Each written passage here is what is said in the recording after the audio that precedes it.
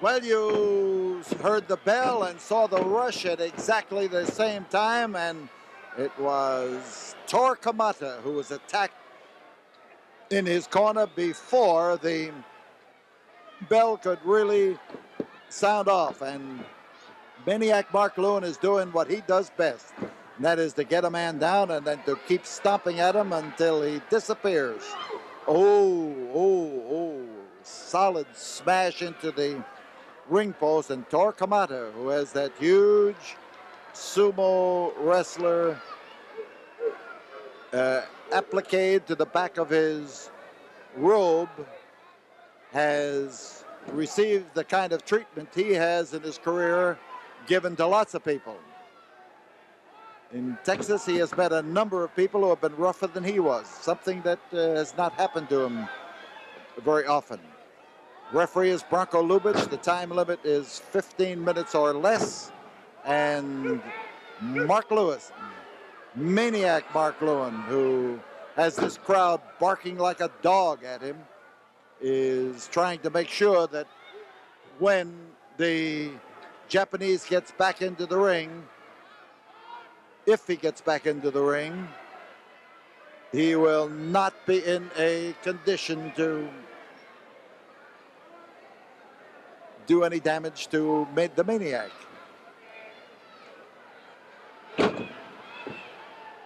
Lewin, with that tremendous chopping ability of his, he has a total disregard for what happens to that hand of his, and he has Tor Kamata bleeding from cuts on the head where the blows have been landing.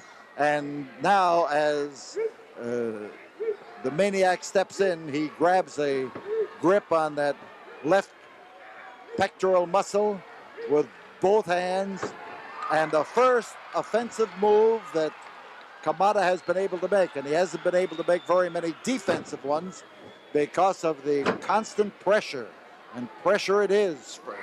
And now he has switched arms. He goes over after the right arm, mainly because it was Kamata's right arm that got the Japanese out of trouble.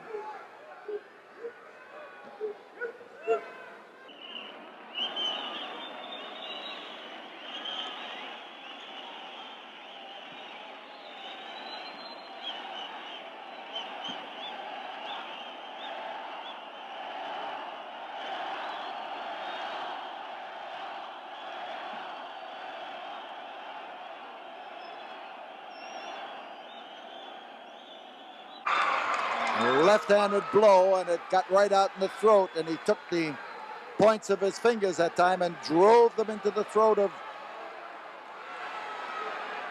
of Mark Lewin, drove them in there. And Lewin right now wants a moment to rest. That's why he's keeping away from him.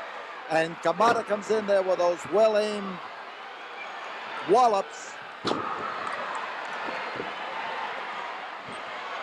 Listen to that crowd. They have gotten off their hands and their voices are sounding off, and it comes alive here at the Coliseum.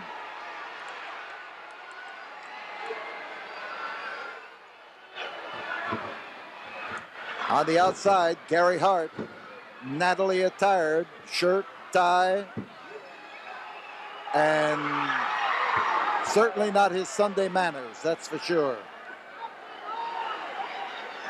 So Tor Kamata now has seen the advantages and disadvantages of wrestling against a guy like Maniac Mark Lewin, and having to contend with Gary Hart on the outside. You can see what's happened to him.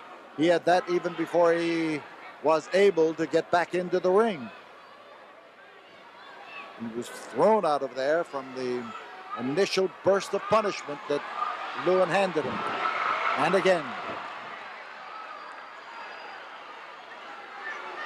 Kamata looking for the opportunity to cut Lewin down to size.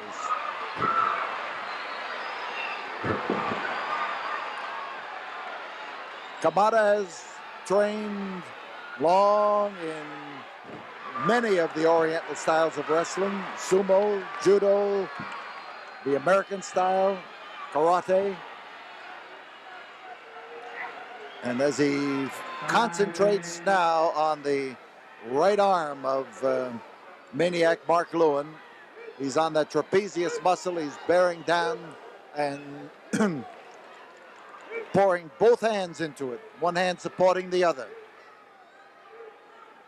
Lewin's in trouble. This goes right down into the fingertips. This goes right down past the elbow with excruciating feelings, and Lewin trying to get both arms now to see. Notice how he's supporting that right one. He's caught and he's trying to keep some feeling in it.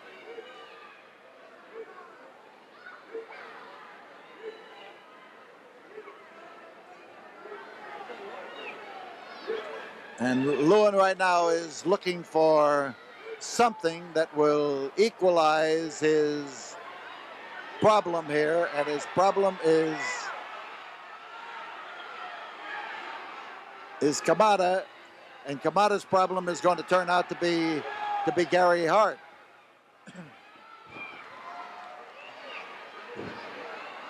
His problem is still Kamata, though, but Hart on the outside is trying to figure out something that will put Maniac Mark Lewin back in the position of being able to retaliate.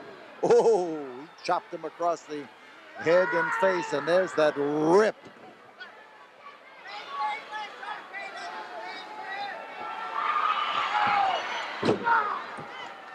Lewin with a savage attack to the middle of the back with that knee. He had him set up for it for sure. He recognized the fact.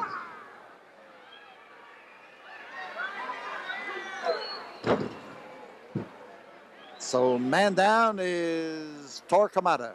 Here is the knee in the back to nullify the effort to escape, and also to hold him steady for this reverse chin lock. A handful of nose is certainly a great handle to have on a man.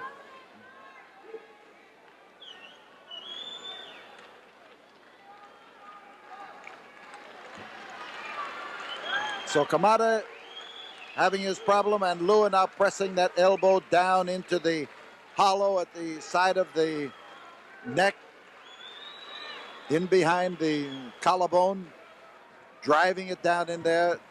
There you see it. And Kamata can't move because the body of Maniac Mark Lewin is right in behind him, and the pressure from the arm keeps driving in there.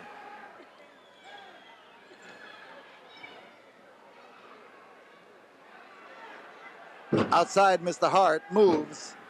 I think he doesn't want to splatter blood on his new suit.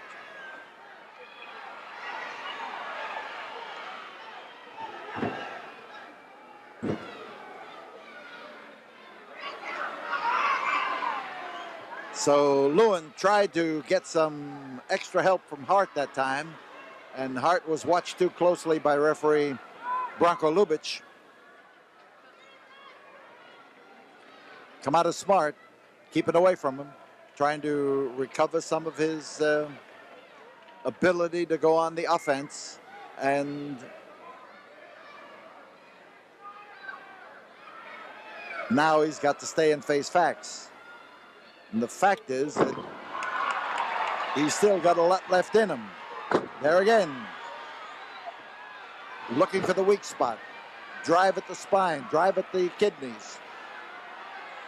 And again, Kamata recognizing that that's exactly what Mark Lewin would do to him if he had the opportunity, takes full advantage of the opening. Lewin on the apron, and the Japanese will only get a 5 count, and he'd best beware or he's going to be disqualified here. The fact that Lewin's on the outside doesn't lengthen the count.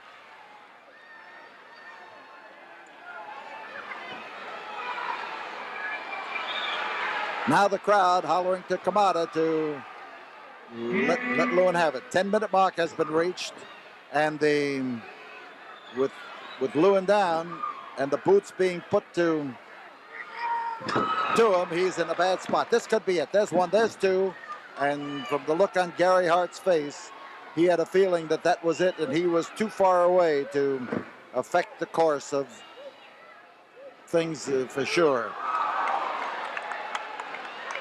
Right into that ring post, and it didn't move a bit. And here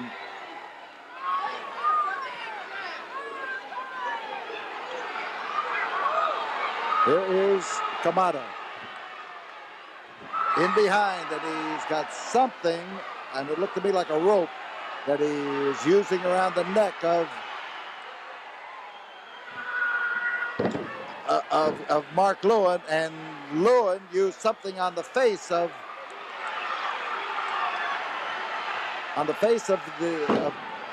Kamata. Whatever. Well, I see what was used. Tor Kamata came up there with a piece of chain about as long as a dog collar, and the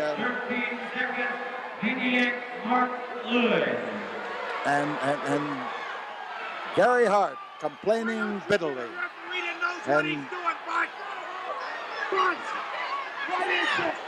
we're going to have Gary Hart's doing his hollering up here at me, but we're going to be back here in a moment. Well, in the Beaumont Civic Center on Thursday, February 7th, the Texas State Heavyweight title will be on the line. What Ox Baker tries to take it away from Maniac Mark Lewin. And Mr. Gary Hart, who manages the Maniac, has a word to say about that. I would like to say one thing to everybody in Beaumont, Texas. Ox Baker is the biggest, the baddest dude they say ever walked into a wrestling ring. They say he's armed with a hard punch that he can put any 3 men out, that he's one of the most feared men in wrestling. Well, let me tell you, Mark Lewin did not win, and he does not expect to retain the Texas title easily. And we are pleased as we can be that everybody in Beaumont are going to see Lewin defend successfully against the big, ugly Ox Baker. Well, Ox Baker may be big and Ox Baker may be ugly, but may we tell you that he is also tough. And we tell you, too, that tickets are on sale at the Beaumont Civic Center, and the action and a tremendous card it is that brings top flight wrestling to the Beaumont and Golden Triangle area. We can tell you that on February the 7th, a Thursday night, we will have a big thing going. Make your plans now to attend. See Maniac Mark Lewin defending his title and Gary Hart telling him how. We'll be back again in just a moment. And Maniac Mark Lewin is going to have his hands full with the man who stands right alongside of me, Ox Baker. Ox? Paul, ever since I've come back to Texas, I heard one thing, that Maniac Mark Lewin had been running roughshod over a lot of people. Well, I've got one weapon in my arsenal. 32 men have fallen with this hard punch. And Maniac Mark Lewin, you got that Texas heavyweight belt. And if I have to put that hard punch on you, not only for myself, but for the people of Beaumont, Texas, I can promise them one thing. They're going to carry him out of there, because I will put that hard punch. He will go down. I can promise these people he will go down. And the next time that Ox has the word for you, he's going to do it over the microphone. Our microphone was shut off, and what you were hearing was really Ox Baker, just in his normal tone of voice. Good luck, Ox. Thank you, Paul. It's a pleasure. Right. So Ox Baker will face Maniac Mark Lewin. This is a match of two equally tough individuals, fellows who can dish it out and who can take it. In the Beaumont Civic Center on Thursday, February the 7th, the final event of the night happens to be the Texas title battle between Ox Baker and Maniac Mark Lewin. But we have tag team action when James J. Dillon manages the team of Sakaruda and Hito against Jose Lothario and Tiger Conway. I might add, this is my first opportunity to come to Beaumont, Texas, and I've handled some of the greatest wrestling talent in the world, which means it's a real treat that I have chosen, among with other commitments, to choose Beaumont, Texas to bring Mr. Sakurada, who you see to my left, and Mr. Hito, and I think the only ones in the entire Civic Center in Beaumont that are going to be disappointed are going to have to be Jose Lothario and Tiger Conway Jr. because I know before we ever arrive in Beaumont, before I ever put one foot in the city limits, that my men are going into Beaumont as the underdogs. I know that Lothario and Tiger Conway have a great following there, but you see, that doesn't bother me in the least because I don't need their support, the support of the people. My team will be winners. So you've heard from James J. Dillon. Mr. Hito here has been silent, and so has Sakurada. But who gets a chance to talk with James J. Dillon around?